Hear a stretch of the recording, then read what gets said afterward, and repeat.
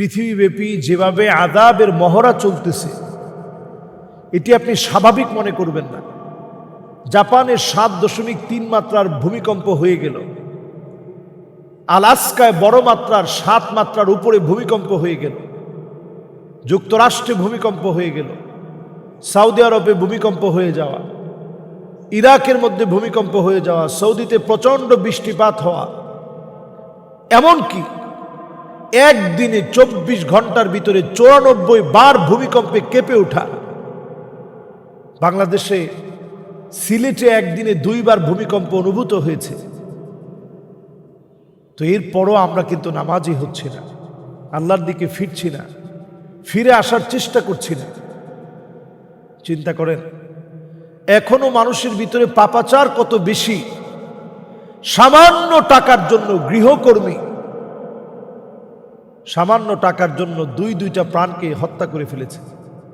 চেহারার দিকে তাকালে মনে হয় তিনি ভাজা মাছটা উল্টায় খেতে পারেন না। সেই নারী, চিন্তা করেন, নারী হয়ে সামান্য টাকার লোভে আমাদের হেল্পিং হ্যান্ডগুলো কখনো কখনো এত ভয়াবহ হয়ে যায়। আর বাংলাদেশে আমাদের কিছু থেকে কিছু না হতেই হেল্পিং হ্যান্ড এখন আমাদের ঘরে ঘরে লাগবেই, সবার লাগবে। এটা যে কত বড় ব্যত্যয় ঘটাতে পারে, এটাই আমাদের জন্য, মোহাম্মদপুরের এই ঘটনাই কিন্তু আমাদের জন্য যথেষ্ট। একটা বাপের কথা চিন্তা করেন, যে বাপ ঘরের মধ্যে সারাদিন কষ্ট করে অফিস থেকে এসে এরকম একটা রক্তাক্ত একটা দৃশ্য দেখে, সব তছনছ হয়ে যায়। প্রিয় ভাইয়েরা, গুনাহ কিন্তু আমরা ছাড়তে পারি নাই। কিছু টাকার জন্য এত বড় মর্মান্তিক একটা ঘটনা ঘটতে পারে। এরপরে আপনি দেখেন, মাদক নিয়ে ধরা খেয়েছে, দিব্যি ওই লোকগুলো হাসতেছে। বাউল যারা আছে তারা চ্যালেঞ্জ করছে যে গান বাজনা যদি প্রমাণ করে দিতে পারি আমরা যেটা হারাম, তাহলে তারা গান বাজনা ছেড়ে দিবে। আচ্ছা, গান বাজনা ছাড়ার জন্য কোন দলিল আর লাগে?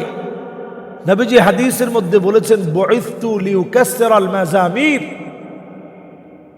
আমি নবী পৃথিবীতে আসছি সমস্ত গান বাজনার যত ইকুইপমেন্ট আছে, একতারা, দুতারা, সেতারা, হারমোনিয়াম, পিয়ানো, এগুলা ভেঙে টুকরা টুকরা করে দেওয়ার জন্য আমি নবীজি আসছি। তা আপনার আর দলিল দরকার আছে? নবীজি যদি এগুলা ভাঙতে আসে, তাহলে এগুলার কোনো সুরত, কোনো সুযোগ ইসলামের ভিতরে নাই। আমরা এই অসত্যগুলো নিয়ে এখন সময় নষ্ট করছি, আউল ফাউল বাউলদের পিছনে সময় দিয়ে সময় নষ্ট করছি। এদের আকীদা এত নষ্ট, আপনি দেখবেন তারা বলে যে একজন এরকম বাউল একজন ফকিরের নামাজ দেখতে গেছে, একজন দিনদার ব্যক্তি গিয়ে দেখতেছে যে ফকির হঠাৎ করে একটা বিছনার মধ্যে শুয়ে গেছে, আজান যখনই হয় তিনি ঘরের ভিতরে ঢুকে যান। দেখেন তারা কি প্রচার করে, তাদের নামাজ কতটা বিভ্রান্তকর নামাজ, চিন্তা করেন। বলতেছে যে ফকির গিয়ে খাটের মধ্যে শুয়ে গেছে, শোয়ার পর এইবার যখন তিনি শুয়ে গেলেন, তখন এমনে নামাজি যে লোকটা, এই লোকটা একটু ফোঁকা দিয়ে দেখছে, বেড়ার গর্ত, এই ফাঁকা দিয়ে একটু দেখছে যে কিরে উনি শুয়ে গেছে। দেখে একটু পরে শুধু খালি কাপড়টা আছে, ওনার দেহটা নাই। তো খানিকটা সময় পরে ওই ফকির যখন ফিরে আসছেন, তখন ফকির বলতেছেন যে কাপড়টা ছিল, আমি যে চলে গেলাম, তুমি তো নামাজ পড়লা না, কিন্তু আমি বাইতুল্লাহ গিয়ে নামাজ পড়ে আসছি, মসজিদ নববীতে গিয়ে নামাজ পড়ে আসছি।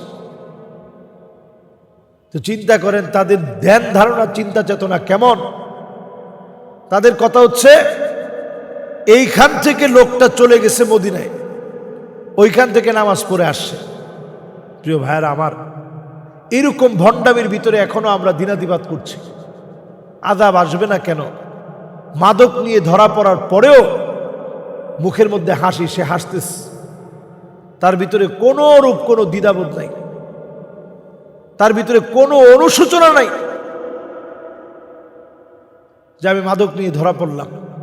শুরিবাতিল খামর, শেষ জামানায় হারাম এমন হবে প্রত্যেকে হারামের সঙ্গে সম্পৃক্ত হয়ে যাবে।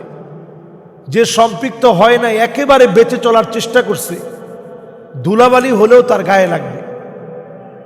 এখন তো ওই সময়টা আমরা পার করছি। আল্লাহর কাছে আমরা ফরিয়াদ করি, বিপদ আপদের এই সময় আল্লাহ আমাদেরকে হেফাজতে রাখুক। সকল রকমের বিপদ আপদ থেকে আল্লাহ তাআলা আমাদেরকে বাঁচিয়ে দিবেন যদি আমরা তাওবা করি, আল্লাহর দিকে ফিরে আসি। বেনামাজি যদি নামাজি হয়, বেপর্দায় যারা চলে তারা যদি পর্দানিশীন হন, তবেই আল্লাহ রাব্বুল আলামিন আমাদের কাছ থেকে আযাব গজব উঠিয়ে নেবেন। হুন্ডা চালাতে গিয়ে অনেকেই একেবারে উঁচু গন্তব্যে উঠার পরে কেন যেন গাড়িটা সামনের দিকে যাচ্ছে না, পুরাটা গাড়ি ভার হয়ে যাচ্ছে। অনেকে মনে করতেছেন যে এখানে জিনের কোনো কারসাজি রয়েছে কিনা।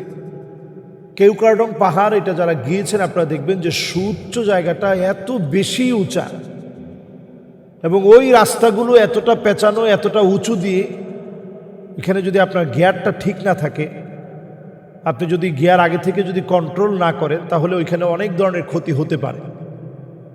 কিন্তু এটা নিয়ে সামাজিক যোগাযোগ মাধ্যমে অনেকেই ভিডিও করার কারণে এই বিষয়টা আমি সতর্কতার সাথে আপনাদেরকে বলবো যে যানবাহনে চড়তে গিয়ে বিপদ এড়ানোর জন্য যদি আপনি মনে করেন যে কোনো ধরনের ক্ষতি আপনাকে পেয়ে বসতে পারে, স্বাভাবিক, যেহেতু আমরা যানবাহনে উঠলে ক্ষতি তো হইতেই পারে, তো এই ক্ষতি থেকে বাঁচার জন্য হাদিসের ভিতরে প্রাপ্ত যে দোয়া পাওয়া যায়, আল্লাহু আকবার, আল্লাহু আকবার, আল্লাহু আকবার, সুবহানাল্লাযী সাখখারা লানা হাযা ওয়া মা কুন্না লাহু মুকরিনিন ওয়া ইন্না ইলা রাব্বিনা লামুনকালিবুন আল্লাহুম্মা ইন্না নাসআলুকা সাফারানা হাযাল বিররা ওয়াত তাকওয়া ওয়া মিনাল আমালি মা তারদা আল্লাহুম্মা হাওবিন আলাইনা সাফারানা হাযা ওয়াদবি আন্না বু'দা আল্লাহুম্মা আনতাস সাহিবু ফিস সাফার ওয়াল খলিফাতু ফিল আহল আল্লাহুম্মা ইন্নী আউযু বিকা মিন ওয়াসাইস সাফার ওয়া কাআবাতিল মানজার ওয়া সুইল মুনকালাবি ফিল মালি ওয়াল আহল। আপনারা যারা বিমানে চড়েছেন উমরায় যেতে দেখবেন যে খুব দারাজ কণ্ঠে এই দোয়াটা পড়তে থাকে।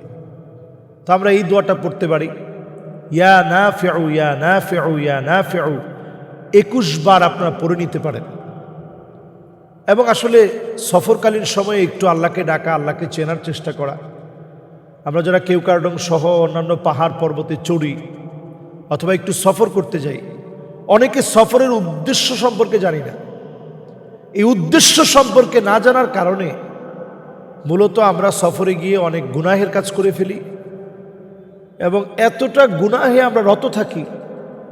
এই জন্য আল্লাহ তাআলা বড় বড় পরীক্ষাও নিয়ে নেন। সফর কিন্তু এই জন্য না, শুধুমাত্র হাসি আনন্দের জন্য সফর না। সফর হতে হবে কুল সিরু ফিল আরদ ফানজুরু কাইফা বাদা আল খালক, জমিনের মধ্যে সফর করতে হবে, লক্ষ্য করতে হবে আল্লাহ কিভাবে সৃষ্টির সূচনা শুরু করলেন। সুম্মা আল্লাহু ইউনশিউন নাশআতাল আখিরা, আবার এগুলো সবগুলোর আল্লাহ তাআলা আখিরাতে ধ্বংস হওয়ার পরে যেটার প্রয়োজন হবে আল্লাহ তাআলা সাক্ষী হিসাবে দাঁড় করাবেন। এই জমিনটা কিন্তু আমাদের আমল নামার ব্যাপারে সাক্ষী হবে, আমাদের আমল নামার ব্যাপারে এই জমিন সাক্ষী দিবে। কাজেই যখন আমরা সফরে বের হব, কুসংস্কার থেকে আমাদের বের হতে হবে।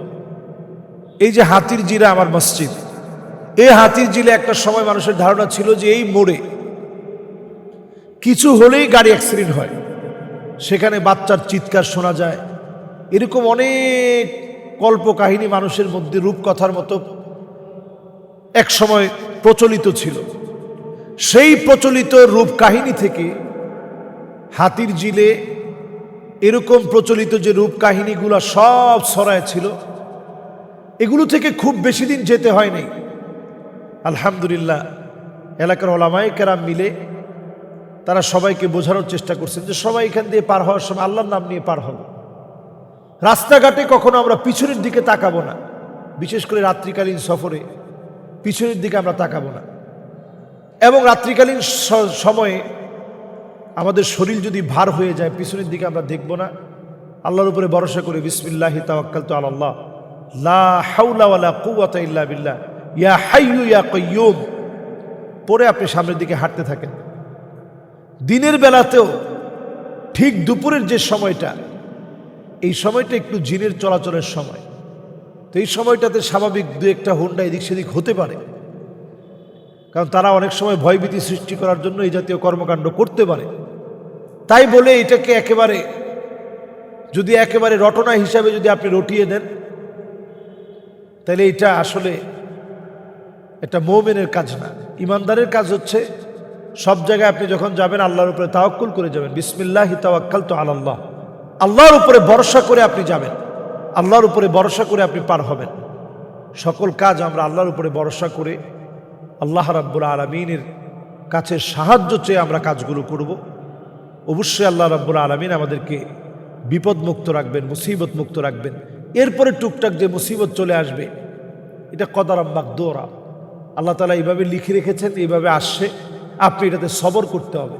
এই সবরের মধ্য দিয়ে হয়তো আল্লাহ তাআলা বড় বিপদ দিতেন, অল্প বিপদের মধ্যে আল্লাহ তাআলা সারিয়ে দিয়েছেন। এই জন্য বিপদ দেখলেই এটাকে কোনো কথায় ব্যাখ্যা না করে আল্লাহর উপরে সবর করা। আল্লাহ তাআলা আমাদেরকে তৌফিক দান করুক।